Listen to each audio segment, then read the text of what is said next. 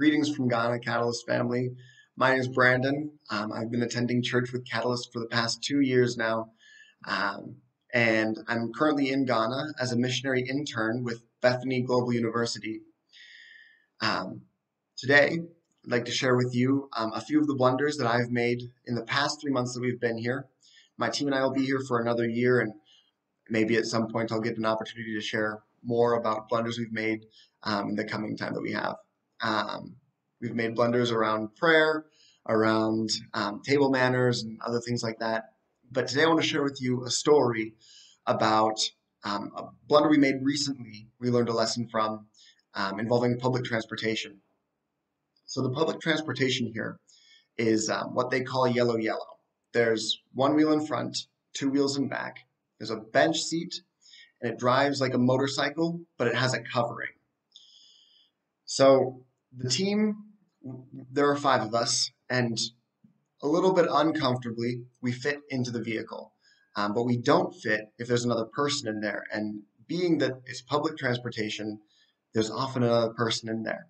But the problem becomes drivers will drive up, and if they have another rider, sometimes they'll ask that rider to get out and ask us to get in.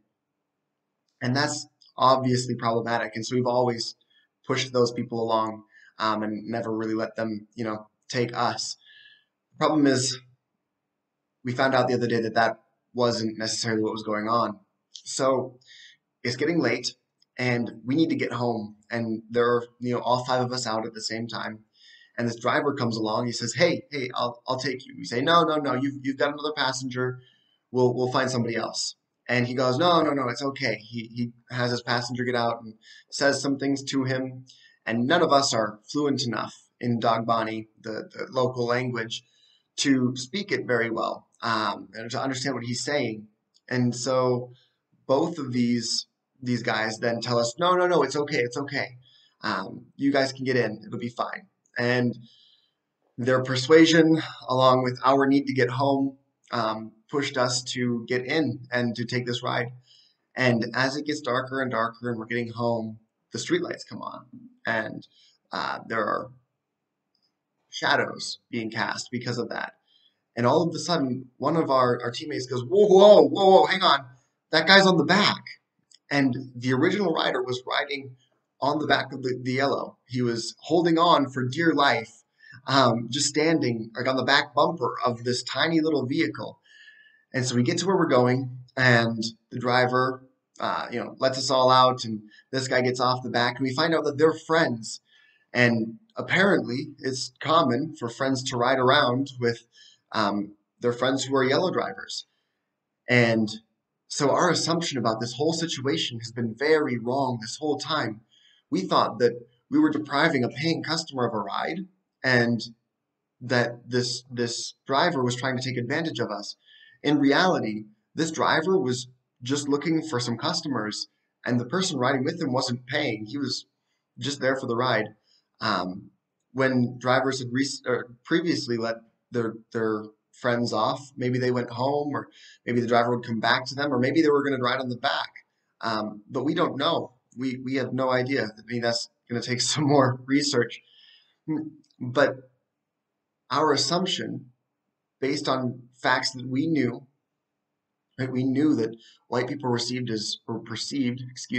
as rich. We knew that the yellow drivers would possibly rip us off if they knew they could. And so we assumed that they were kicking paying customers out. The problem is that's not at all what was going on. And so we were not doing the most loving thing in our ignorance. By learning more about the situation, we were able to learn how better to love these people. And therefore, do what Jesus commanded us to do inadvertently, right? He said, "You will know them. They will know you, they will know you by your love." That's love toward one another. That's love toward the people around us.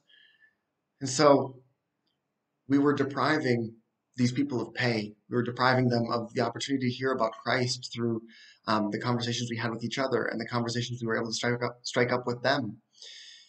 So I'm going to challenge you to assess what assumptions you've made about the people around you, about maybe people you interact with. Although I'm sure, with COVID, it's probably a little bit difficult right now. But just as you go about your daily life, look at what assumptions you've made and ask why those assumptions have been made. Thanks for listening. I look forward to worshiping with you this Sunday from 5,000 miles away. May God bless you. Have a great week.